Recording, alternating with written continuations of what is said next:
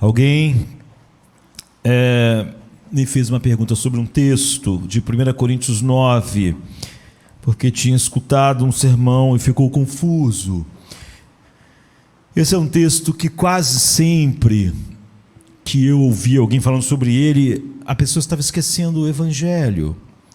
E é por isso que o irmão, esse irmão que me pediu, que me fez umas perguntas a respeito desse texto, fez as perguntas. Então, eu falei que, em vez de responder, eu pregaria a respeito do texto. É o que faremos hoje, 1 Coríntios 9, 23 a 27. Depois eu vou ler, quando chegar no 10, do 11 e 13, porque vai ser importante para nós fecharmos. O texto, ele diz assim: e eu faço isso por causa do Evangelho, para ser também participante dele. E eu faço isso por causa do Evangelho, para ser participante dele. Não sabeis vós que os que correm no estádio, todos na verdade correm, mas um só leva o prêmio? Correi de tal maneira que o alcanceis. E todo aquele que luta, de tudo se abstém. Eles o fazem para alcançar uma coroa corruptível, nós, porém, uma incorruptível. Pois eu assim corro, não como a coisa incerta. Assim combato, não como batendo no ar, dando socos no ar. Antes subjugo meu corpo e o reduzo à servidão, para que, pregando aos outros, eu mesmo não venha, de alguma maneira, a ser reprovado ou ficar reprovado. E no capítulo 10, como eu disse,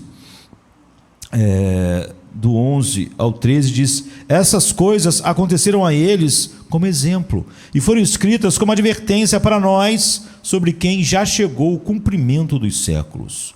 Então, se você acha que está firme, tome cuidado para não cair. Nenhuma tentação se apoderou de vocês, exceto o que é comum ao homem. E Deus é fiel, e Ele não permitirá que você seja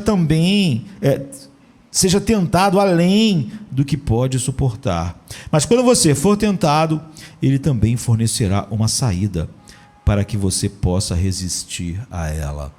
Eu vou usar esse texto final só como um complemento, não vamos realmente adentrar nele mais profundamente.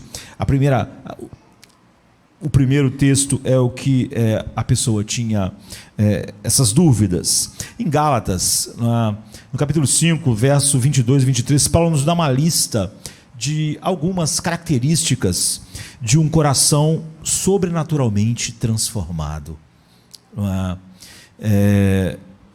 Não tem nada relacionado a habilidades naturais, temperamento, a nossa história. São características produzidas pelo Espírito Santo em nós. São coisas, características que estão sendo desenvolvidas em todos em quem o Espírito Santo habita.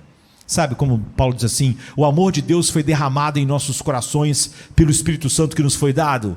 Então você vê, esse coração sobrenaturalmente transformado recebe esse amor.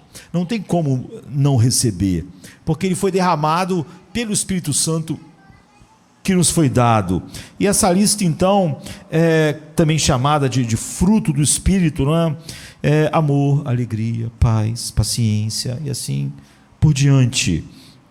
E eu já preguei tantas vezes a respeito disso, mas ao olhar para esse texto que nós vimos, nós queremos olhar para o último na lista, que é chamado domínio próprio, que nós podemos chamar de autocontrole. Em algumas versões fala temperança, mas a palavra temperança hoje ficou muito ligada a uma coisa apenas. Então essa mesma palavra grega lá em Gálatas 5 é que aparece aqui em Coríntios, como nós vimos. Ela está um pouco escondida pela nossa tradução, porque a tradução diz no versículo 25: todo mundo que compete nos jogos entra em treinamento rigoroso. E os tradutores, eles parafrasearam o verso original, que literalmente diz que todos os que competem nos jogos exercem autocontrole em todas as coisas. Isso é o que Paulo disse. Ou seja, o que Paulo diz aqui é a mesma coisa que é o último item da lista de Gálatas, não é? Que é domínio próprio. A palavra para autocontrole é a mesma que Paulo usou lá em Gálatas 5. Ecogratia, não é? Ou kradeumai. É a mesma coisa. Ego significa, fica eu. Não é? Nós entendemos claramente. E kratia significa comando. Então, autocontrole é o domínio de mim mesmo, não é? É o domínio próprio.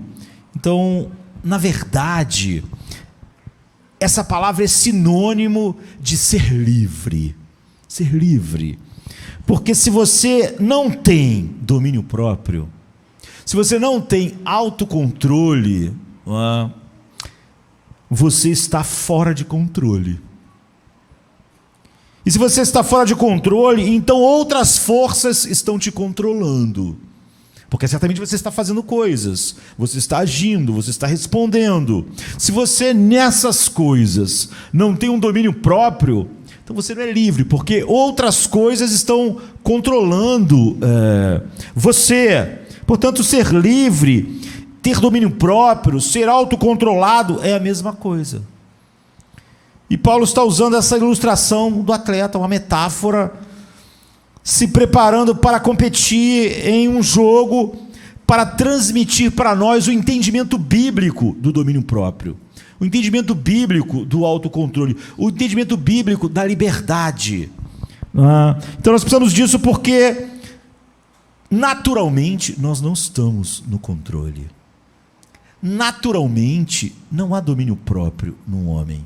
Naturalmente, coisas estão dominando ele que não é ele mesmo. Você vê que o domínio próprio da lista é um fruto do Espírito. Não é? Temos problemas para controlar tudo. Nossa língua, nossos pensamentos, nossos sentimentos, nossos impulsos, sem falar em todos os milhões de vícios que também podemos desenvolver em nossas vidas, né? Como vícios relacionados a qualquer coisa, a bebida, a drogas, a sexo, a gasto, a jogos, a distúrbios alimentares, a raiva. Você não pode ser cauteloso sem chegar ao fim do dia e olhar para trás e dizer: por que eu disse isso? Por que eu reagi assim? Por que eu estou com esse sentimento? Por que isso está envenenando meus pensamentos? Por que hoje eu segui esse impulso? Todos nós temos um problema com autocontrole, naturalmente. Paulo nos dá então o seu segredo, e ele foi uma das pessoas mais influentes que esse mundo já viu. É quase inacreditável que alguém pudesse influenciar tanto esse mundo quanto o apóstolo Paulo fez. E ele sabia muito sobre autodisciplina, autocontrole, e aqui está o que ele diz para nós a respeito disso, de como o Espírito Santo produz isso, do que isso é, e no que isso e por que isso é fundamental na nossa vida, e no que isso se concentra. Então nós queremos olhar o que é, como nasce em você, em mim, e como isso pode crescer, porque é óbvio que esse é o propósito. Então, domínio próprio. O que é domínio próprio? O que é o autocontrole? O que é ser livre? Não é? Há uma ilustração mestra aqui no texto, que a gente viu que Paulo diz: se você competir nos jogos, Paulo está pensando nos jogos pan-helênicos, como nos Jogos Olímpicos, né, que nós temos hoje. Os Jogos Olímpicos já existiam, não é? e eles eram dedicados a Zeus. Acontecia em Olímpia, e o prêmio era uma coroa de oliveira, não é? E acontecia de 4 em 4 anos. Então você vê que Paulo está bem acostumado. Existia também os jogos píticos, que era dedicado ao deus Apolo, em Delfos, e o que você recebia era uma grinalda, não é? E acontecia de 2 em 2 anos, intercalado com os Jogos Olímpicos. E no terceiro ano desse ciclo olímpico, a gente poderia dizer, tinha os Jogos Nemeus, que também eram dedicados a Zeu e Hermes, e ele era bienal, e os Jogos Istmicos, que era dedicado a Poseidon. E nos Jogos Píticos você recebia um aipo selvagem, e nos Jogos Istmicos uma pinha. Então você vê que de 4 em 4 anos você tinha os Jogos Olímpicos, e 2 anos depois, continuamente, outra competição, e no terceiro ano 2 competições para começar o ciclo de novo. E Paulo está mencionando isso já acontecia há séculos e séculos, não é? E ele diz: você vai atrás de um prêmio, de uma coroa. E a propósito, observe que ele disse que essa coroa não dura, não é? Que é uma coroa que não tem durabilidade. Isso é porque você vê, eles não ganhavam medalhas como nos Jogos Olímpicos agora, não é? Você ganha uma medalha de ouro, ela pelo menos a coisa em si dura, não é? Mas eles ganhavam literalmente uma guirlanda de alguma planta, não é?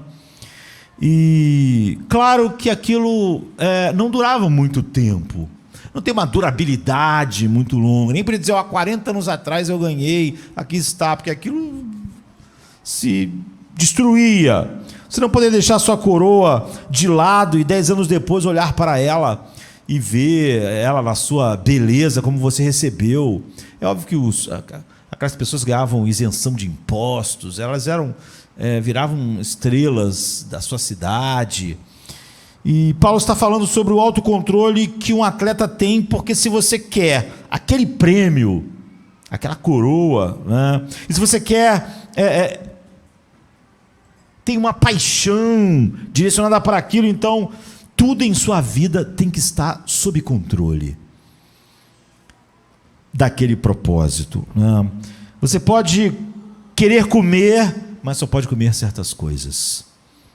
Você só pode comer aquilo que está a serviço daquele propósito. Você pode querer dormir, mas você tem que se levantar cedo para exercitar, para fazer os exercícios que vão preparar o seu corpo para a competição. Você pode querer ficar fora até tarde da noite, mas você tem que ir para a cama cedo para ter a quantidade de horas de sono necessárias. Então, cada coisa em sua vida está sob controle para que você receba o prêmio.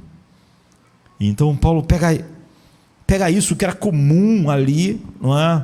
Um desses jogos aconteceu também em Corinto, e essa é a ilustração que ele usa para falar sobre autocontrole espiritual, e isso é muito revelador, não é?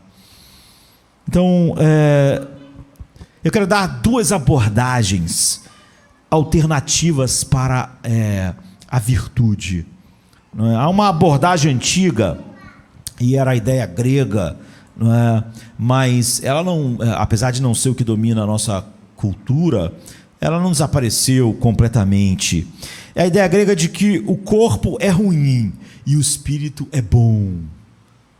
Então, porque o corpo, os gregos pensavam, o corpo é uma fonte de emoções, e a mente era uma fonte de lógica, era uma fonte de racionalidade. E a virtude, ou o autocontrole, ou o domínio próprio, era considerada a mente sobre as emoções, a mente dominando as emoções. Você só ia conseguir virtude, autocontrole quando sua mente dominasse as suas emoções. Então a parte mais alta, virtuosa, era essa coisa que não era o corpo com suas paixões, não é? Então a virtude e o autocontrole é considerada a mente sobre as emoções. Ou seja, faça a coisa lógica, não é? Faça a coisa racional. Pense e haja de acordo com o que é lógico. Não deixe seus sentimentos controlarem você se você quiser alcançar. Se você está com vontade de continuar dormindo, levante e vai fazer o exercício. Faça a coisa... Porque suas emoções são sua natureza inferior. Era o pensamento grego. As suas emoções são a sua natureza inferior. A sua natureza mais alta é a sua mente. E a abordagem alternativa a essa da virtude é a que nós temos hoje. É exatamente o oposto, não é? A abordagem mais antiga ainda está conosco, não é? Mas nós temos outra abordagem que não vê as emoções como um problema. E é o que nós temos hoje. Ela não vê as emoções reprimidas como cura. Porque é isso que os gregos pensavam, você tem que reprimir suas emoções, para elas não terem controle, para que você tenha virtude. Mas a nossa abordagem, e a abordagem mainstream da nossa cultura, não é assim. Ela não vê as emoções reprimidas como cura, ela vê a supressão das emoções como o problema. A ideia moderna diz para você não ter autocontrole. Assim, ao contrário, ele diz: faça uma autodescoberta. Descubra os seus sentimentos e desejos mais profundos.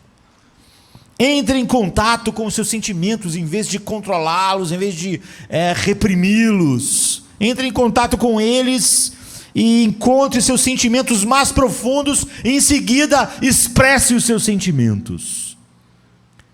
Porque aí você vai encontrar quem você é, não como os gregos pensavam, né? A mente sobre as emoções, mas nas emoções sobre a mente. Não reprima as suas emoções, pelo contrário, descubra as mais poderosas para você saber quem você é. São elas que vão dizer quem você é. É por isso que nós chegamos à loucura de que o cara acha lá dentro dele que ele é qualquer coisa, e você tem que achar que é. Não é? Porque ele só vai se encontrar e ser livre se ele acha que é um jacaré, não é? Ou se ele acha que é um homem, uma mulher, um animal, não importa o que ele acha que ele é, ele encontrou dentro dele um sentimento mais profundo. Então agora não use sua mente contra isso. É isso que você tem que seguir. É o oposto. Você descobre o que sente que é certo e errado, e o que sente que você quer fazer, e liberdade é você fazer o que você sente que você quer fazer. Então entre em contato com os seus sentimentos e depois expresse os seus sentimentos. Esse é o ideal de virtuoso da nossa cultura, da pessoa que encontrou-se. Por exemplo, se você vê, mesmo os seriados mais antigos, eles ainda estão com a outra ideia. Por exemplo, se você vê seriados que, além de antigos, ou séries de filmes que continuaram durante décadas e décadas, você vai ver que a abordagem é diferente. Por exemplo, se você pegar Star Trek, que é um seriado que parece que não vai acabar nunca, e você pegar Spock, você tem o que? A abordagem tradicional, aquela velha abordagem grega, porque ele estava sempre tentando suprimir suas emoções. Apesar de a gente falar do Spock, ele nasceu em 6 de janeiro de 2230. Portanto, ele vai nascer ainda daqui a muito tempo, a partir de hoje. Mas se você vê essa mesma série hoje, ela já não tem a abordagem assim, de maneira geral. porque ela começou a expressar o que aconteceu e se expandiu. Mas a Bíblia vem e ela diz para nós que não é nenhum dos dois a abordagem que traz domínio próprio, autocontrole, liberdade. Aqui está o motivo. Em primeiro lugar, pense no atleta, que é a metáfora que Paulo está usando. De onde vem o autocontrole do atleta? Para ele se dominar dessa maneira. Ele ou ela tem desejo de comer, dormir e fazer um monte de coisas, mas tudo está sob controle. Por quê? Porque ele está se dominando dessa forma? Porque os atletas querem o prêmio. Paulo estava falando de pessoas que queriam uma coroa de louros. Cada um dos jogos usava diferente, para as pessoas saberem qual foram os jogos. E eles querem uma coroa. Mas se a gente fizer uma pergunta, esse desejo pela coroa é a mente acima das emoções? Não. Porque eles queriam a excelência atlética. Por que um atleta hoje quer a excelência atlética? Porque você quer a glória atlética, que na verdade está sendo buscado. O desejo de glória e excelência atlética é um desejo. Não é só a mente. Você vê que há o autocontrole de um atleta, mas não é só porque a mente está trabalhando sobre as emoções. Porque o desejo pela glória atlética é uma emoção. E a mente não é uma conclusão lógica, simplesmente da mente, que eu preciso me dominar em tudo para ganhar a glória atlética naqueles dias. Nos Jogos Istmicos, nos Jogos Olímpicos, nos Jogos Píticos. É uma paixão do coração, esse anseio pela glória. E o que Paulo está dizendo aqui, ao usar essa ilustração, é que não é como se aqui estivesse a mente e aqui estivesse o coração. Aqui estivesse os sentimentos e aqui a mente. Todas essas paixões estão sob controle no atleta, porque há uma paixão que controla e está dominando todo o resto. Realmente o atleta está dominando outras paixões, outros sentimentos, outros desejos. Ele queria comer um monte de coisa, mas não vai comer só o que está na dieta, para esculpir o seu corpo para aquela prática esportiva. Ele queria dormir tarde, mas vai dormir cedo. É óbvio que tem desejos que estão sendo controlados, mas não é só porque a mente, é porque há um desejo maior do que esses que está controlando, que é o desejo da glória que ele tem. Não é? Então todas essas paixões estão sob controle, mas só porque há uma paixão que controla e domina todo o resto. Porque você quer o prêmio, todas as outras coisas estão sob controle. E isso vai junto. Isso nos mostra a psicologia bíblica. Não é? A Bíblia não divide os seres humanos em cabeça e coração, ou em faculdades como mente e emoções. Na verdade, se você ler a Bíblia com atenção, você muitas vezes vai ficar meio confuso. Não é? Porque há muitos lugares onde a Bíblia fala sobre pensar com o coração. Isso porque quando a Bíblia usa a palavra coração, não significa o que nós queremos dizer mais em português. Eu agi mais com o coração. Nós estamos falando que não usamos a mente, não pensamos muito, fomos ali meio que no impulso. Não, a Bíblia, quando usa coração, não está usando desse jeito. Como nós fazendo essa separação entre mente e coração. Então, o coração, na Bíblia, é o centro da personalidade. o centro da personalidade humana, é o lugar onde existem os seus compromissos fundamentais, seus compromissos finais, seus compromissos dominadores. É a metáfora para suas confianças fundamentais,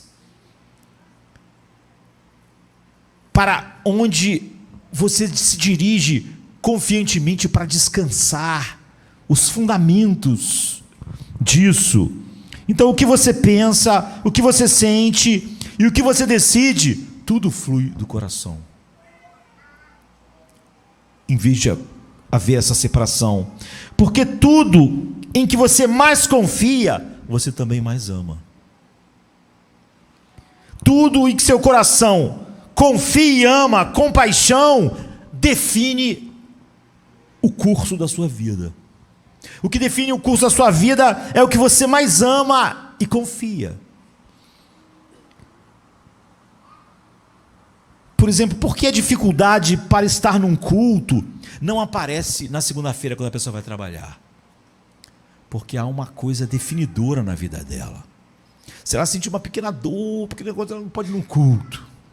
Mas ela, com certeza, na segunda-feira vai trabalhar.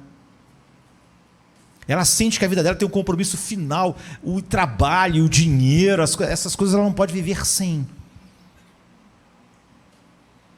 Então ela só não vai trabalhar se o mundo cair.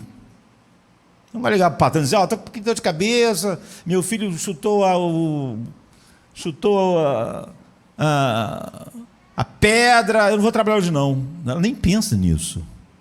Ou então, tem gente que fala assim, meus filhos não foram ao culto porque está muito frio. Mas na segunda-feira eles vão para a escola. Compromissos finais fazem nós agirmos sem todas esses atenuantes. Não é? E os compromissos finais desses atletas, naquilo que eles mais confiavam, aquilo que eles mais amavam, iam controlar o resto. Se o seu coração está dividido e você realmente não tem uma paixão única e dominante, então a sua vida está fora de controle. Você vê, se você tem várias coisas, se Deus é importante para você, mas o teu trabalho é igualmente importante, e aquilo lá é igualmente importante, a sua vida está fora de controle. Não é? E na maioria das vezes o que acontece é que outra coisa que não é Deus é uma coisa dominante, que acaba decidindo tudo, até aquilo que você chama da sua vida espiritual. É conforme aquilo que não é Deus que você vai ajeitar as coisas. E haverá todos os tipos de problemas que você terá, é óbvio. Assim, a ilustração de Paulo, por um lado, critica a antiga ideia da mente sobre as emoções. Por que as pessoas sabem tudo a respeito de Deus e ainda vivem uma vida quando ninguém está vendo, que não honra? Ela diz, não, Deus vê tudo, Deus tem todo lugar, Deus conhece todas as coisas, o olho de Deus está sobre mim o tempo todo, mas quando ela está sozinha, ela age como se Deus não tivesse. Assim, a ilustração de Paulo, por um lado, ele critica a ideia de que o homem só saber a mente, o que é certo. Se você souber tudo o que Paulo sabe, mas não tiver a paixão dominante que ele tinha, você vai ser muito diferente de Paulo, apesar de conhecer tudo o que ele conhecia. Você pode estudar as institutas de Calvino e, no fim, conhecer tanto quanto Calvino, mas vai ser uma pessoa muito diferente de Calvino se a paixão dominante dele não for a sua. Você pode conhecer mais, na verdade, do que Estevão conheceu, como foi mencionado hoje. Mas se a paixão dominante na sua vida for diferente de Estevão, você vai ver que simplesmente a mente não vai te levar para os caminhos que levou ele até ser apedrejado. Então a ilustração de Paulo, por um lado, critica a antiga ideia da mente sobre as emoções, porque o desejo pelo prêmio não é mente versus emoção. Na verdade, todas as nossas paixões são combinações de pensamento e sentimento. Pensamento e sentimento. E ter liberdade e autocontrole é ordenar os nossos amores. e ordenar corretamente as nossas paixões. E essa é também uma crítica à abordagem moderna. Por quê? A abordagem moderna diz para você encontrar seus sentimentos e expressá-los. Entre em contato com seus sentimentos mais profundos e expresse-os. Bem, isso não funciona. Não é? E eu posso dizer a razão por que isso não funciona. Se você realmente seguir seus sentimentos mais profundos, você vai descobrir que eles também são contraditórios. E você simplesmente se separará, ficará dividido. Não é? Nós podemos ir de exemplos muito sérios ou de exemplos... Por exemplo, você quer comer chocolate ou sorvete de chocolate, sei lá, você tem... Você adora, você ama, você adora, você quer. E você quer sorvete de chocolate, mas você também quer ser magro. São desejos profundos, não é? E ambos são emoções, então, fortes. Então, tudo bem. O homem moderno, a mulher moderna, entre em contato com suas emoções profundas e siga-as. E você vai ser... você vai se encontrar, não é? Eu quero comer sorvete de chocolate, ou chocolate, eu também quero ser magro, ou magra. Agora, se você seguir, você vai se dividir, porque eles estão em desacordo. Se você seguir o sentimento de comer chocolate, você não tem como estar em contato com o sentimento de ser magro, porque essas duas coisas estão uma contra a outra. Elas não estão andando juntas. E em vez de ser algo assim, mas meio cômico, né, como chocolate e ser magro ou gordo, você pode querer uma carreira. E você também quer ter uma família maravilhosa. E você quer sucesso, mas também quer relacionamento e comunidade. E o fato é que se você quer estar totalmente comprometido com a sua carreira, totalmente comprometido em crescer nela, em vencer nela, e estar totalmente comprometido com o sucesso e a glória, isso realmente atrapalha até mesmo a nutrição relacional de um possível parceiro para um casamento feliz, satisfatório. Certamente fica no caminho de nutrir um casamento real e uma família real, se você tem como a paixão a carreira e o sucesso. O fato é que você nunca pode ser tão bem sucedido quanto seria se simplesmente esquecesse os relacionamentos. Os relacionamentos fatalmente entram em choque com... O homem seria mais bem sucedido se ele não tivesse esposo e filhos, ou a esposa não tivesse, a mulher se não tivesse esposo e filhos, então se dedicasse só àquilo, dia e noite, fizesse aquilo, é óbvio. Não é? Você nunca pode ser tão forte em seus relacionamentos se você decidiu que a sua carreira é a coisa mais importante. Se você decidiu que ganhar dinheiro e relacionamento e comunidade com a igreja vai ser um problema, você quase não vai ter tempo, você não vai ter, as suas prioridades não vão estar. A família irá sofrer se essa é a coisa mais importante para você. É como o ser magro e o chocolate. E você vai ter que... essas coisas estão em desacordo, e você vai ter que escolher. Eu não quero ser esse sucesso todo. O dinheiro não é a coisa mais importante para mim. Eu quero ter uma família. Eu não estou pensando sempre em como vou ganhar mais e como vou ganhar mais à custa disso. Agostinho, então, anos atrás, né, obviamente, anos atrás, ele morreu em 430, então ele morreu há 1592 anos atrás. É um dos homens que mais influenciou também esse mundo. E ele disse que o pecado é o amor desordenado. Essa é uma compreensão brilhante do que a Bíblia ensina sobre o pecado e do que Paulo está falando aqui. O pecado é um amor desordenado, é amar as coisas fora da ordem. O que ele diz, por exemplo, é que se você escolher a glória individual sobre a família, sobre a comunhão, na verdade você está indo contra a maneira como Deus criou o mundo. Deus não criou o mundo para a glória individual na sua carreira ser mais importante que a sua família, que a comunhão da igreja. Deus não criou um mundo assim. Você não vai... Esse é um amor desordenado. Porque os relacionamentos são muito, muito mais importantes do que a suposta carreira brilhante ou ganhar mais dinheiro. Se você colocar a sua própria glória individual em primeiro lugar, em vez da sua esposa e seus filhos, seu esposo e seus filhos, e você botar isso em primeiro lugar, e a sua carreira, e ganhar dinheiro, e o seu trabalho, então você está indo contra a estrutura que Deus criou para o mundo. O que isso significa é que haverá um colapso, porque você está amando coisas secundárias como se fossem primárias. E você está amando coisas primárias como se fossem secundárias, como Deus as criou. Você está amando as coisas fora de ordem. Se você tem um amor desordenado, isso leva ao colapso. E é por isso que o homem em pecado é o que ele é, um colapso. Até o colapso final.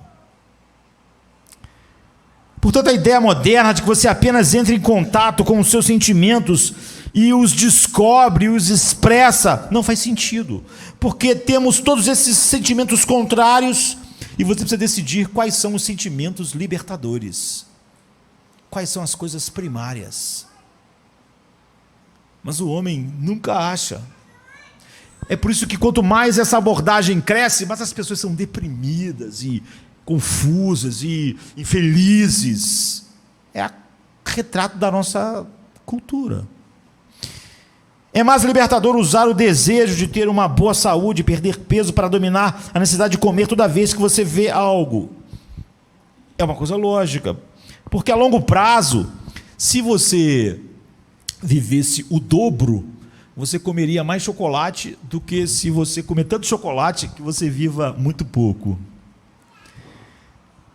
Em outras palavras, qual desses dois desejos devia ser a prioridade?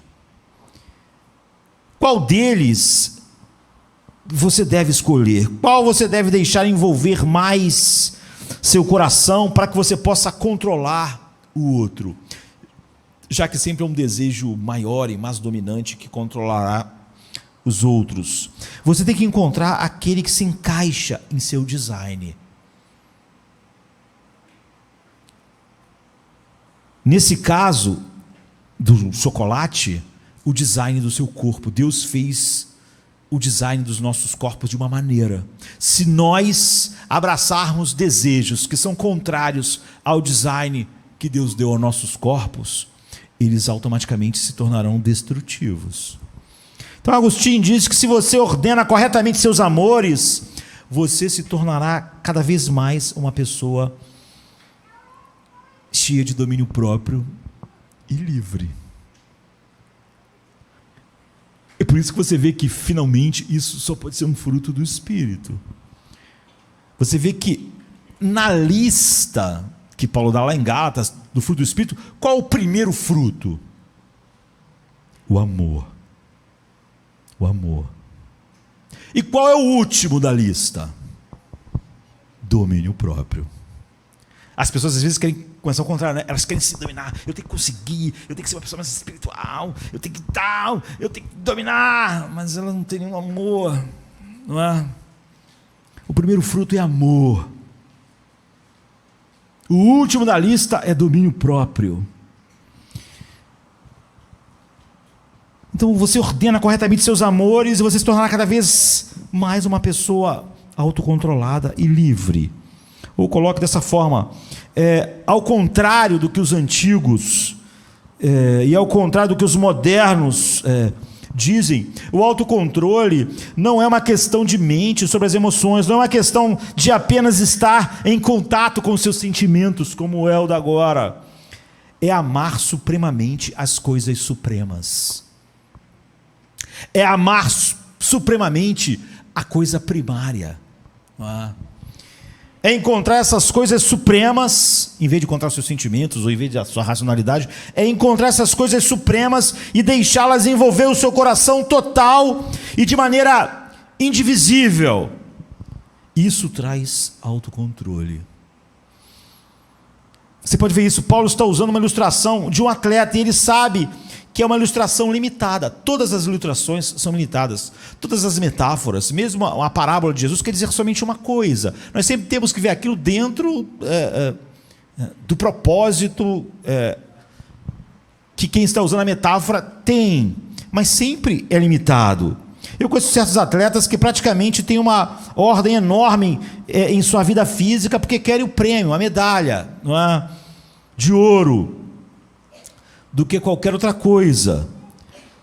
Eles são perfeitos no que comem, e são perfeitos enquanto o tempo dorme, eles são perfeitos sobre os exercícios que têm que ser feitos. No entanto, é claro, porque como Paulo diz, seu objetivo é a coroa que não durará. Porque eles têm uma coroa limitada, um prêmio limitado, eles têm apenas um autocontrole limitado também. Eles podem ter autocontrole físico, mas muitas vezes você pode ter seu corpo sob controle incrível e sua alma ser um desastre. É o que acontece. Cheia de perfeccionismo destrutivo, medos, raiva, odiando aqueles que estão mais rápidos, mais capazes, ganharam talentos maior do que eu que estou competindo. Paulo está dizendo que se você ama supremamente a coisa suprema, se você busca a coroa que durará para sempre e não nenhuma coroa que se perde, e se você é capaz de descansar seu coração total e supremamente nisso, então tudo mais vai se encaixar na sua vida. Tudo vai cair no lugar certo. Então você é livre. Então você tem autocontrole, você tem domínio próprio. Começou lá no primeiro da lista, amor, e acaba em domínio próprio. Agora, como nasce? O tempo passa rápido, né? Isso leva a saber o que é essa coroa que durará para sempre. Porque aqui está uma grande confusão em quase todos os sermões que eu já ouvi sobre esse texto. E o que essa pessoa também estava confusa. O que é isso? O que é essa coroa? O que Paulo está dizendo? Certamente a maioria das pessoas olham para o texto e esquecem o Evangelho. É óbvio que ao esquecer o Evangelho perdem o que Paulo está ensinando. O que é isso? Como esse autocontrole realmente acontece em nossas vidas? A resposta é que não é tão simples quanto você pensa. Não é? Quando você lê isso, eles concorrem a uma coroa que não dura, não é? Mas nós corremos por uma coroa que durará para sempre. Então você diz, eu sei o que isso significa, eu sei sobre o que ele está falando, é a coroa celestial. Paulo está falando sobre a salvação. E aqui o Evangelho se esvai. Algum dia ele estará diante de Deus e Deus dirá, muito bom, servo bom e fiel. E Paulo está dizendo, é isso que eu quero agradar a Deus, eu quero fazer a vontade dEle, eu quero ser aceito por Ele, eu quero a salvação, eu estou correndo. Você acha que é isso que Paulo está dizendo?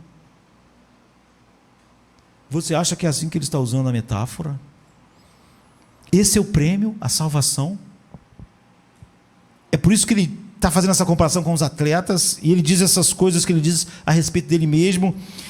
Essa é a coroa que vai durar para sempre aqui no texto? Não é sobre isso que ele está falando. E o erro aqui, e ele é muito comum, é totalmente devastador para a compreensão do Evangelho, ou mostra um erro fatal na compreensão do Evangelho daquela pessoa. Se o que ele está dizendo aqui é que está trabalhando tão duro, não é, para ser um bom cristão, um bom líder cristão. Então um dia ele sabe que Deus o abençoará e aceitará e dará salvação para ele, a coroa que é a salvação. Ele está contradizendo tudo o que a Bíblia diz sobre a salvação e tudo o que ele ensinou sobre a salvação.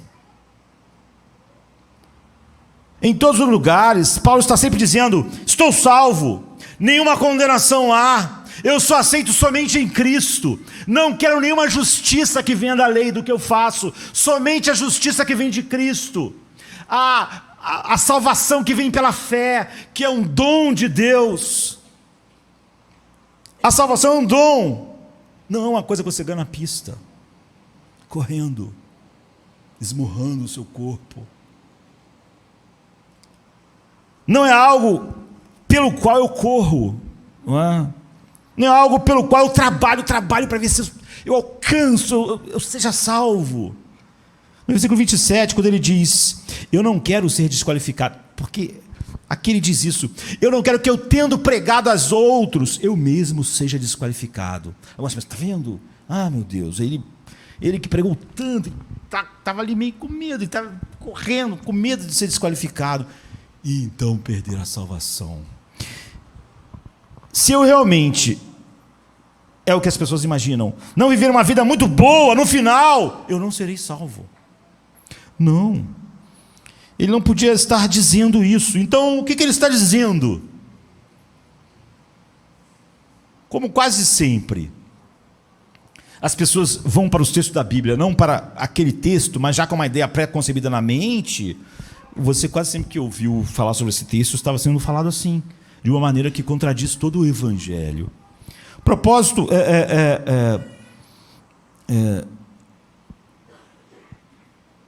disso, o resultado disso é terrível, não é?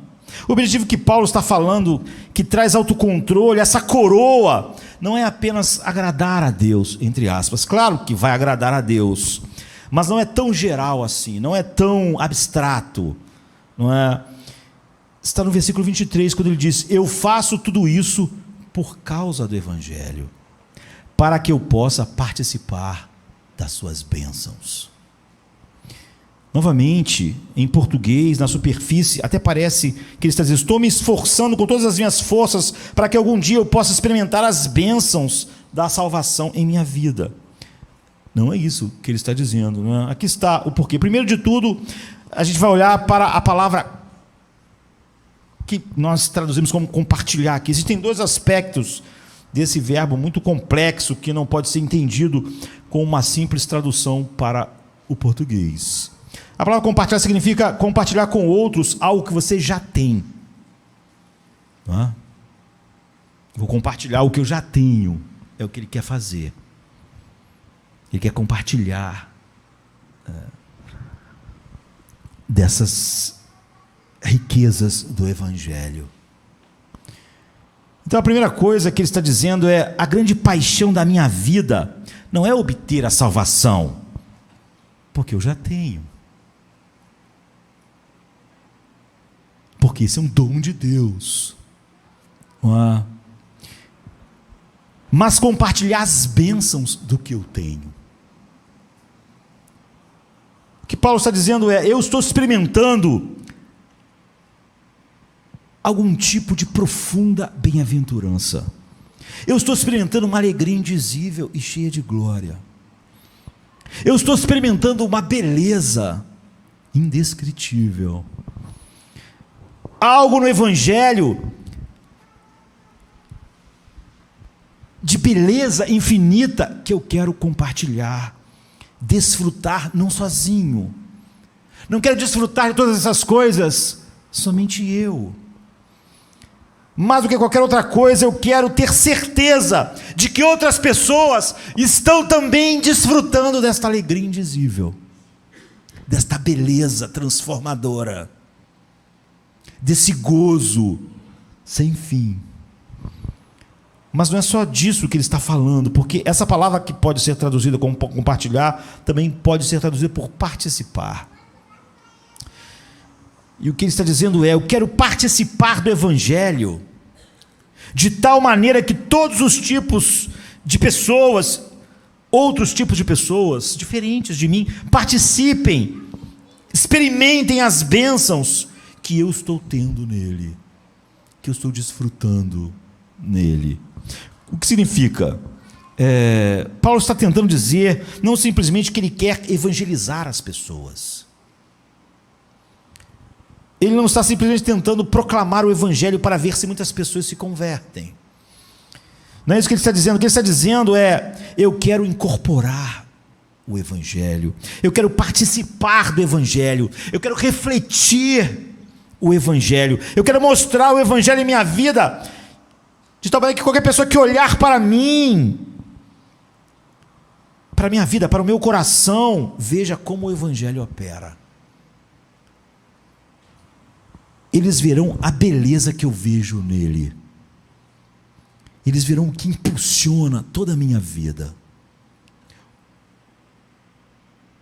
Essa coisa, esse sentimento controlador de todas as outras sentimentos.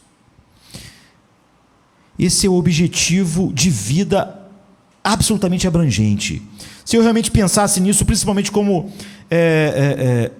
seu grande objetivo fosse tornar só pessoas falarem que acreditam em Cristo,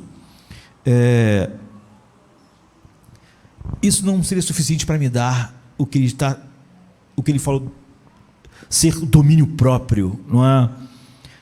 Porque se meu objetivo fosse ver muitas pessoas se tornarem cristãs, eu trabalharia estritamente em minhas habilidades retóricas.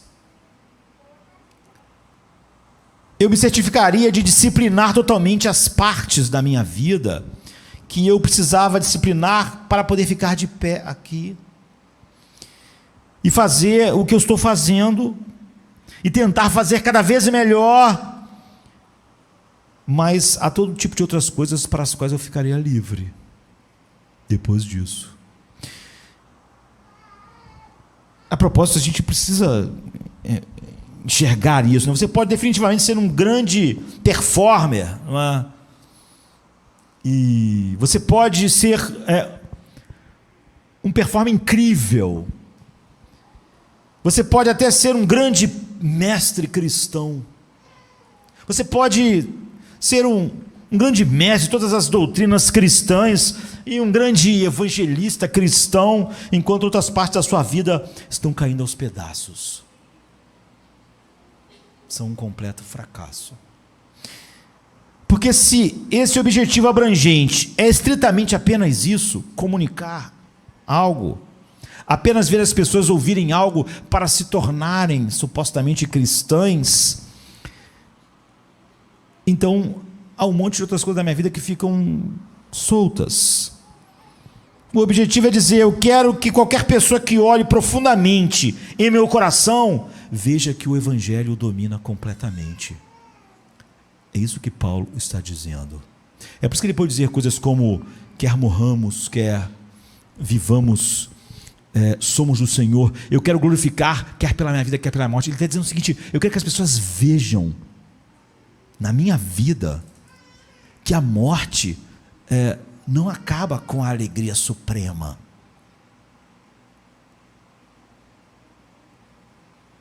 Pelo contrário, não é? Se você quer entender como o evangelho funciona e como funciona a salvação de Deus, Paulo está dizendo: eu vou incorporá-lo para você, eu vou exibi-lo para você, como eu sofro, como eu sou preso, como eu sou humilhado, como eu perco todas as coisas que eu tinha, como de caçador eu virei o caçado, como todas as coisas que importavam para mim antes não importam mais. Paulo está nos dizendo: se essa é a paixão unificada e dominante da sua vida, se essa é a paixão suprema da sua vida, se não apenas Cristo, o evangelho não é apenas uma coisa boa que você gostaria de até pregar para as outras pessoas para ser algo bom para elas também, mas se isso não for isso, mas for a paixão dominante, então isso vai trazer todas as outras coisas sob controle. Você diz: como posso começar com isso? Aqui está Como você começa com isso? Quando Paulo diz...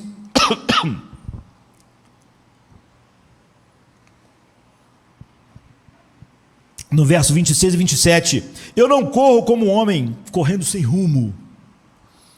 Eu bato no meu corpo e o faço escravo. Então, não se deixe, como as pessoas fazem rapidamente, se levar por isso, não, no verso 27, eu bato no meu corpo. Isso não é Paulo dizendo que o corpo é ruim, como a cultura grega pensava. Ele não é um asceta aqui, como os antigos ascetas que realmente pensavam que o corpo era ruim e o espírito bom. Então eles apenas machucavam o corpo para se tornarem mais espirituais. Ele não está falando sobre isso. Eu esmurro meu corpo, né? Tem gente que pensa, eu tenho que fazer coisa para reprimir o meu corpo. Então elas pensam que vão fazer jejum, vão orar de joelho até o joelho ficar doendo. Ele não está falando sobre isso, não é? Paulo está trabalhando com a sua metáfora, que é a metáfora de um atleta. Ele começou com a metáfora, ele continua na metáfora. É nesse sentido que ele está dizendo que ele esmurra o seu corpo. Ele está dizendo assim, como um atleta corre até sentir que o seu coração vai falhar, até os músculos arderem.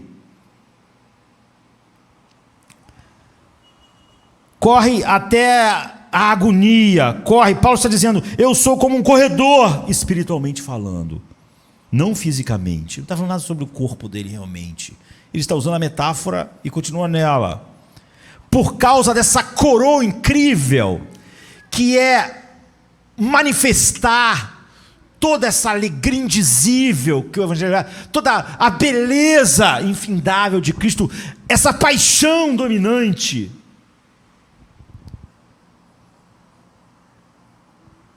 Eu amo essa ideia da vida ser uma corrida, não um passeio. Não é? Você não pode mostrar o valor de Cristo se o teu cristianismo é um passeio. Não é um passeio pela floresta. Ah, que lindo. Você está num culto, né? Ah, que lindo, maravilhoso. Os vizinhos, nós cantamos. Foi maravilhoso. O cara passeou na floresta. Então, amanhã ele não está na floresta, ele vai trabalhar. Não é? Não é um passeio pela floresta. A vida é uma corrida, porque a vida é difícil e desafiadora. Seu coração constantemente parece estar quebrando. E eu posso dizer que as vezes que eu corri longas distâncias, não é? E até os 18 anos eu era atleta e tal, que queria ser atleta profissional. Várias vezes eu senti como se meu coração fosse explodir, não é? Quando você está no limite. Francamente, é a vida. Seu coração está sempre quebrando, é difícil. Paulo diz, a vida é como uma corrida, e eu estou na corrida, mas eu estou tentando correr de tal maneira que eu ganhe a minha coroa. Paulo não é a única pessoa que fala sobre a vida para nós sermos uma corrida. No livro de Hebreus, também diz que a vida é como uma corrida, mas o livro de Hebreus nos dá o segredo de como você pode correr de tal maneira que não seja desqualificado. Diz assim, deixemos de lado tudo o que atrapalha, em Hebreus 12, né? E o pecado que tão facilmente nos envolve, e corramos com perseverança a carreira que nos foi designada. Como? Como eu posso fazer isso? O que me impulsiona? Nós vimos que essa perseverança, esse controle, lá a último da lista, primeiro vem algo antes, em primeiro lugar. Como Hebreus 12 diz que você faz isso, você deixa de lado o que atrapalha, o pecado que tão facilmente nos envolve e corre com perseverança, fixando os olhos em Jesus, o autor e consumador da nossa fé, o qual, pelo gozo que lhe estava proposto, suportou a cruz, desprezando a ignomínia, e assentou-se à direita do trono de Deus. O que o livro de Hebreus está dizendo é que, se você quer correr bem, olhe para Jesus.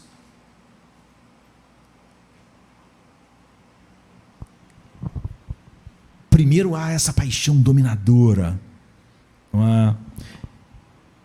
E você vai ver que ele correu bem assim também.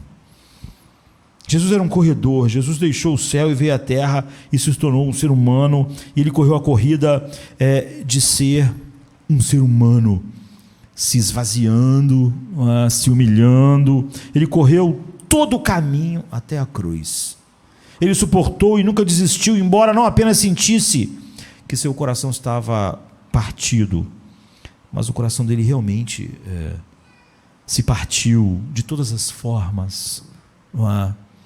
Quando ele sofreu a nossa maldição, quando uma lança foi enfiada em seu coração e saiu água e sangue. Por que ele correu? Qual era o prêmio? A alegria proposta a ele. A alegria fez ele se esvaziar e descer. Não é? Ele veio à terra e correu para a glória do Pai. Sim, essa é a motivação primária de tudo que Cristo faz.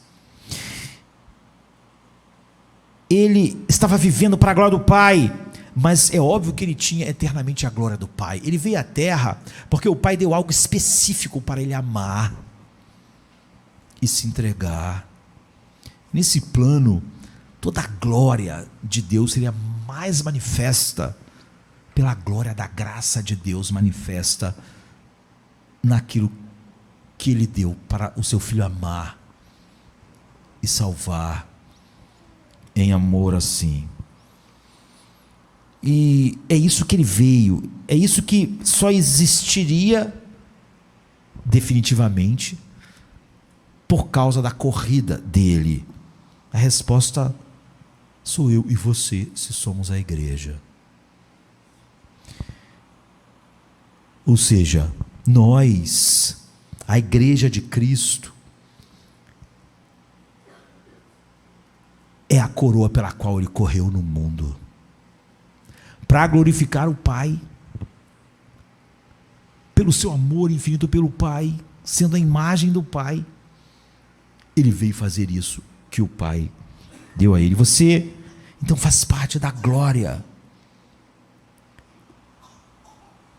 Você é a coisa preciosa, se você está em Cristo, pela qual ele correu para glorificar o Pai. Ele amou a igreja. Você vê, ele não só obedeceu, o Pai mandou, vou fazer. Faço tudo que o Pai quer, obedeço. Não, ele amou a igreja e deu a sua vida por ela.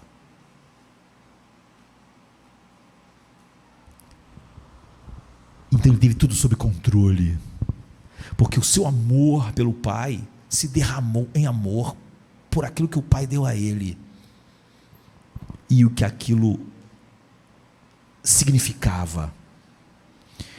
Quando ele correu essa corrida, você percebe que ele era o único ser humano que já correu a corrida que merece a salvação. Nós não corremos essa corrida, nem Paulo, como nós vimos. Jesus Cristo amou a Deus com todo o seu coração, alma, força e mente, como um homem, como sempre amou como Deus.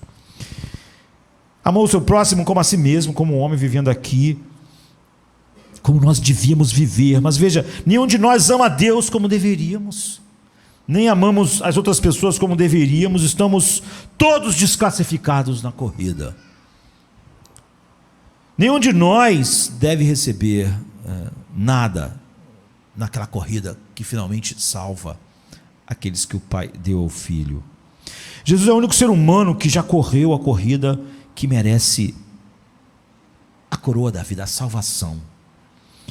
Mas quando ele correu essa corrida perfeitamente, ele chegou ao fim da sua vida, o que ele conseguiu? Ele tem uma coroa de flores na cabeça. Ele teve uma coroa de espinhos aqui, né? Mas ele levou a coroa de espinhos que você e eu merecemos pela forma como nós corremos nossa vida. E totalmente desclassificados, né? Mas ele levou a coroa de espinhos. Então, quando nós somos levados eficazmente pelo Pai até ele, nós recebemos a coroa que ele conquistou. E ao ver isso, o apóstolo Paulo estava completamente capturado pela beleza infinita de Cristo. Produzia alegria indizível, gozo sem fim. Todas as outras coisas ficaram pálidas. Sempre que você vê algo incrível, de incrível beleza, você quer que outras pessoas vejam e compartilhem suas bênçãos, que é a beleza que você está vendo. É assim o tempo todo. Quando você ouve uma música maravilhosa, você chega para o seu amigo, tira os fones lá do seu iPhone e coloca no ouvido dele e diz: escuta essa música, olha que coisa incrível. Uau! Você quer que ele, quando ele fala, caramba, é incrível mesmo, a sua alegria é maior. Por quê? Você ama seu amigo, mas também a alegria do seu amigo, na mesma beleza, completa a sua alegria naquilo. Quanto mais ele ou ela gosta do que você achou bonito, mais também você gosta. É apenas um impulso natural. Estamos falando de música ou de qualquer beleza visual, enfim. O que Paulo está dizendo é o seguinte: quando eu vejo Jesus, a sua beleza, o que ele fez, como ele correu a corrida e tomou a coroa de espinhos para que eu tivesse a vida, quando eu percebo que eu sou a coroa pela qual ele correu, ele deu a vida pela sua igreja, quando eu percebo que ele me amou assim, antes da fundação do mundo, isso é tão lindo, isso é tão grande, que isso captura a minha imaginação, isso conquista o meu coração. E é um lugar no livro de Salmos, onde o salmista diz: une o meu coração para eu temer o teu nome. Une o meu coração para eu temer o teu nome. Você vê, nossos corações estão divididos naturalmente, e é por isso que não temos domínio próprio, autocontrole. Ele diz: uni meu coração. E o que faz isso? Olhar para o Evangelho, olhar para a beleza, amor, a graça do Evangelho, até que ele se torne a paixão dominante da sua vida. Ele une a sua vida, ele une o seu coração. Então você tem algo que colocará todas as partes da sua vida em controle, porque você quer que outras pessoas desfrutem dessa beleza. Paulo está falando aqui a respeito disso. Como o autocontrole pode crescer, então, para nós terminarmos? Eu sei que você quer para aqui, sem qualquer tipo de orientação prática. Algumas pessoas dizem: isso é inspirador, mas eu não tenho certeza de como colocar minhas mãos em torno disso de maneira prática e real. Nos últimos 3 versículos que pegamos lá na parte final, né? Paulo está dizendo isso, que ele quer viver de tal maneira que ele não seja reprovado em mostrar para as pessoas e levar pessoas a desfrutar Cristo com essa alegria, porque a vida dele, de alguma maneira, se tornou um obstáculo para isso. Que ele ensinando para as pessoas que a vida delas deve ser uma paixão dominante de Cristo, de tal maneira que outros vejam a esperança que é em você, a alegria indizível em você, que ele não seja reprovado. Porque essa era a coroa que ele está buscando, mostrar as bênçãos do Evangelho, a beleza, a glória, o gozo, a alegria indizível em Cristo. Não é uma coisa só que nos livra do inferno, é a paixão dominante, controla tudo. E a gente leu aquela parte do capítulo 10, não é? E há 3 coisas muito práticas que nos ajudarão, eu acho que ajudarão a ver esse autocontrole crescer. Essas 3 coisas são a Bíblia, a comunidade e os problemas. E essas 3 coisas vão pressionar você a olhar para Jesus, o autor e consumador da nossa fé. Quanto mais você olha para Ele, mais você o ama, e quanto mais você o vê, mais sua vida ficará sob controle. E mais as outras pessoas, você vai ter esse anseio para que a sua vida assim mostre o que o Evangelho faz, o que nos faz ver. Primeiro a Bíblia, o versículo 11 diz: essas coisas lhes aconteceram como exemplos e foram escritas assim. Ele está se referindo ao que ele acabou de falar no livro de Êxodo. Ele estava citando o livro de Êxodo sobre a peregrinação de Israel no deserto. Ele estava usando isso no início do capítulo para aplicar a eles. E aqui está. Quando você vê Jesus Cristo sendo tentado, o que é uma tentação? É um teste do seu autocontrole, né? Do seu domínio próprio.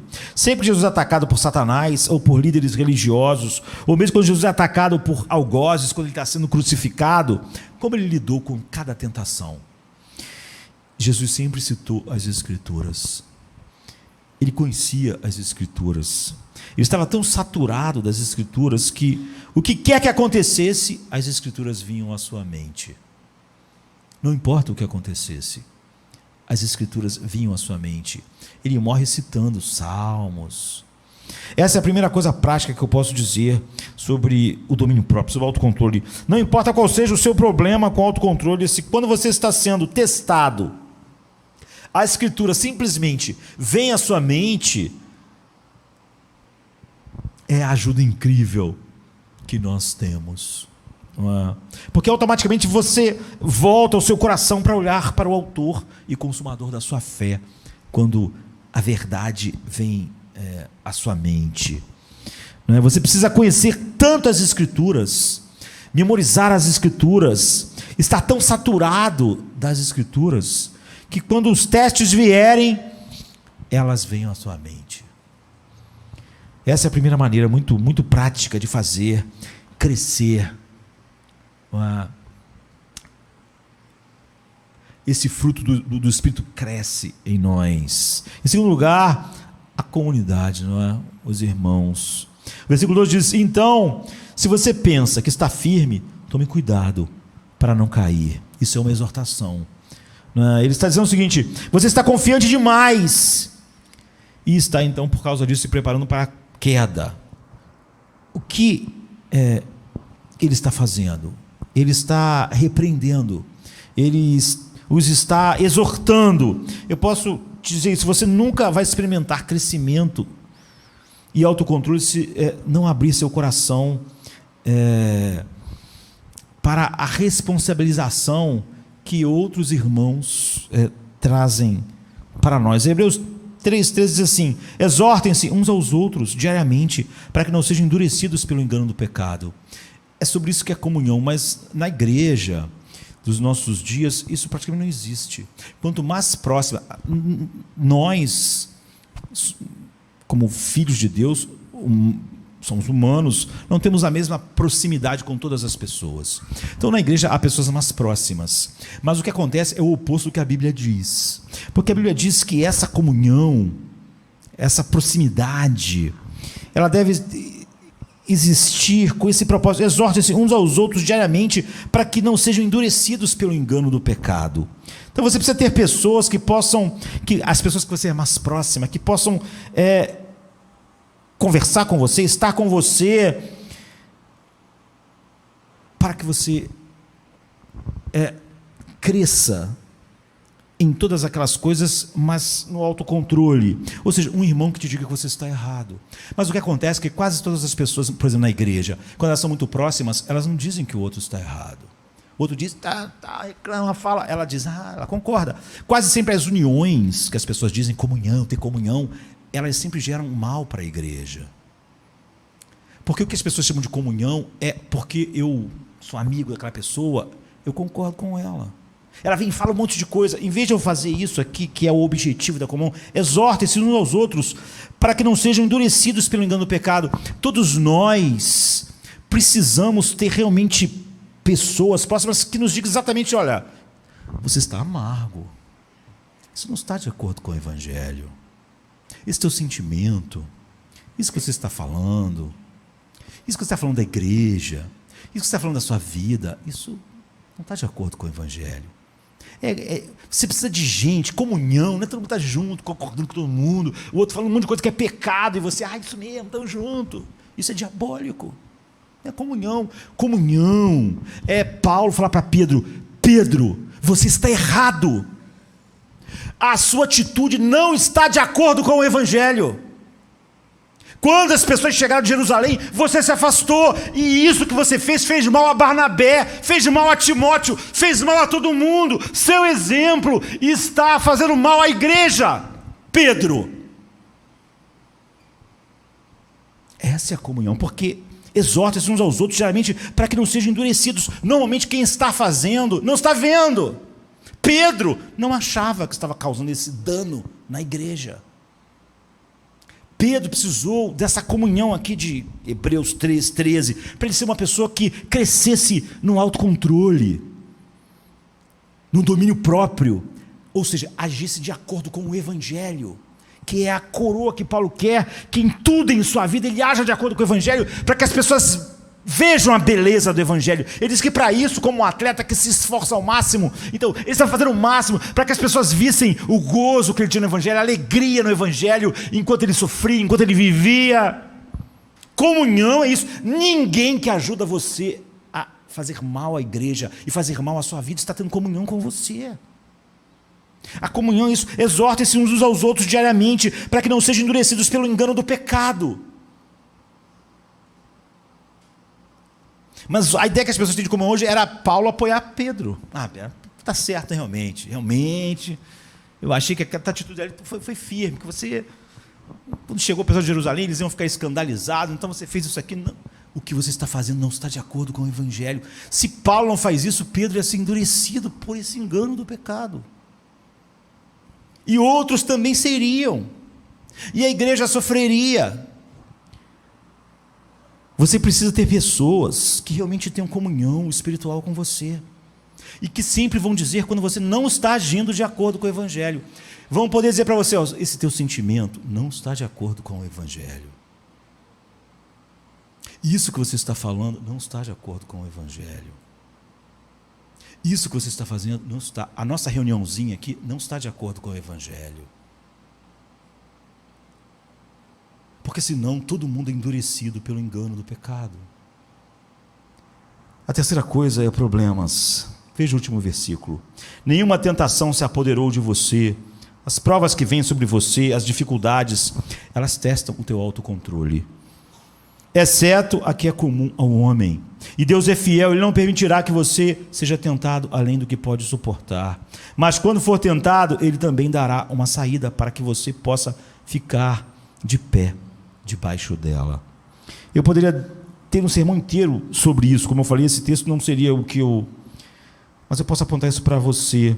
Ninguém cresce em autocontrole a menos que testes e dificuldades te agarrem e você apenas tem que se apegar a Deus e sua fidelidade para passar por isso. Ninguém realmente sabe onde você tem problemas de autocontrole, a menos que testes surjam em sua vida e mostrem que você não tem o autocontrole que você pensava naquele ponto onde a tentação chegou. Portanto, a menos que você tenha dificuldades que o levem aos braços de Deus, e dificuldades que te levem aos braços da comunhão da igreja, e levem você para a Escritura, a comunhão da igreja que diga a você a verdade. Não é a comunhão que é como a amizade do mundo, que apoia, né? É a comunhão que não deixa você ser endurecido pelo engano do pecado, que sempre vai dizer para você: isso não está de acordo com o Evangelho. Toda vez que esses testes e provações acontecem, você simplesmente vai a Deus e diz: Senhor Jesus, faça-se para mim uma realidade viva e brilhante, infinitamente mais brilhante do que qualquer coisa nessa prova. Seja mais real para mim do que essa dor, do que essa perda, do que esse desejo. Cada vez mais você vai crescer em domínio próprio. Paulo disse: por isso eu corro. Eu não quero que, tendo pregado que Jesus é a satisfação da alma, eu haja de uma maneira que eu seja reprovado em mostrar isso.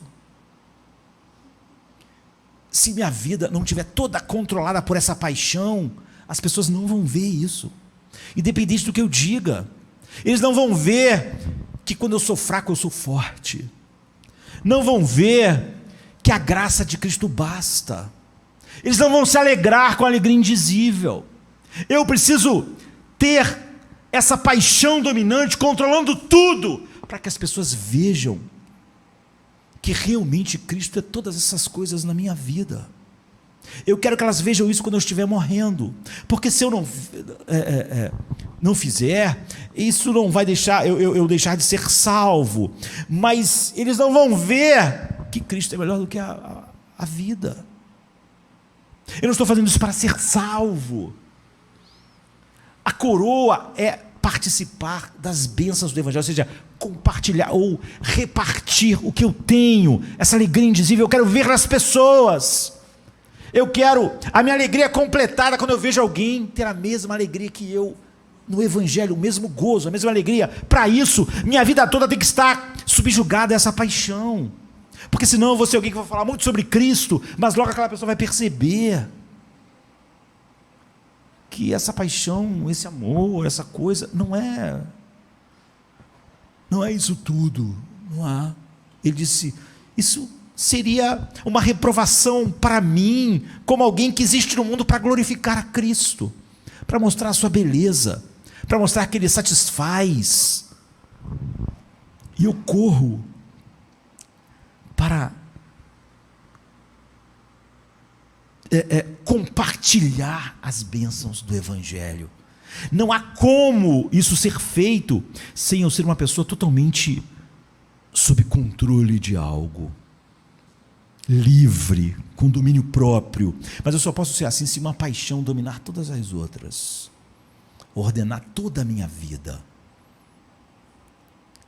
Se eu quisesse ser só um grande palestrante para ver se alguém se convertia, a minha vida em casa, no trabalho, a minha vida pessoal, profissional, podia ser solta, mas como a coisa que eu faço é partilhar a beleza infinita de Cristo, a suficiência de Cristo, todas as coisas têm que contar a mesma história. Então eu corro sem domínio próprio. As pessoas não podem ver isso. Elas não podem ver isso num culto, para daqui a pouco me ver lá fora, fazendo algo completamente em desacordo com o Evangelho. Eu preciso cada vez mais que essa paixão controle todas as coisas. Preciso então olhar para o autor e consumador da minha fé, preciso estar saturado da palavra, preciso que alguém me diga, na comunhão dos santos, quando eu não estiver agindo de acordo com o Evangelho. Porque todos esses são os meios que Deus, que o Espírito faz para fazer crescer esse fruto do domínio próprio, com esse objetivo. Primeiro o amor a Cristo, o deleite em Cristo, a vida. Então a vida toda é uma corrida para mostrar o valor infinito de Cristo. E para isso, ele diz, eu esmurro meu corpo. Como ele não estava falando nada sobre contra o corpo, ele estava expandindo a metáfora que ele estava usando do atleta. Eu vou até o limite máximo, porque eu quero que as pessoas, como alguém escuta uma música comigo e diz, que maravilha, e eu me sinto mais feliz com aquela música, eu quero sentir esse gozo profundo que eu sinto em Cristo, eu quero que as pessoas sintam, e quando elas sentirem, isso cresce em mim, a minha alegria cresce. Agora, quando o Evangelho, quando acontece igual Pedro, você não está agindo de acordo com o Evangelho, isso está fazendo as pessoas terem uma visão menor de Cristo, da salvação. Então, é assim que Deus nos dá, desenvolve em nós o fruto. Nós vimos o que ele é, nós vimos o que é a coroa no texto, e nós vimos a direção, a nutrição disso. Vimos que a ideia antiga de virtude não está de acordo com a psicologia bíblica, a ideia moderna, muito menos. Nós precisamos de uma paixão primária, que ordene todos os nossos amores, e quando isso acontece, nós somos livres, e quando somos livres, nós temos domínio próprio. Vamos ficar de pé. Vamos orar.